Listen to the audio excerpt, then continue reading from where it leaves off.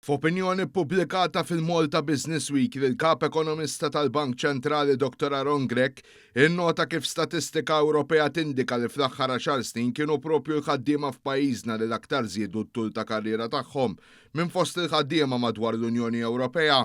Dan hekk kif Malta t-tul medju ta' karriera telet minn 34 sena fl-2014 għal 39 sena fl-2024. B'kontrast madwar l-Ewropa tkabbir kien minn 35 sena għal 37 sena.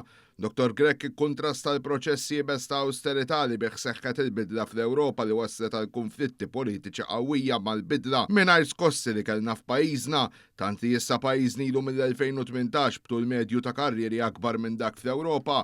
Huwa fakkar kif il-kriżijiet politiċi fi Franza seħħew għax kien proposti fl-età ta' irtirar titla minn 62 għal 64. Dr. Grech spjega li f'Malta persuna tħallit fil-libertà fuq meta tirtira, dawk li għandhom biżżejjed kontribuzzjonijiet jistgħu jibdew jieħdu l-pensjoni sħiħa ta' 61 sena biex aktar Maltin u Għawċin ikomplu jaħdmu wara rakkomandazzjoni tal-Pension Strategy Group, il-Gvern fl-2016 daħħal sistema ta' top-up tal-pensjoni ġeneruża ħafna li żżid il-pensjoni sa massimu ta' 29%. Il-Gvern għad attent li ma jippenalizzax lil kull min jaqaf jaħdem minħabba raġunijiet validi bħal pereżempju biex irabbi tfal jew biex ikompli bl-istudji post-sekondarji.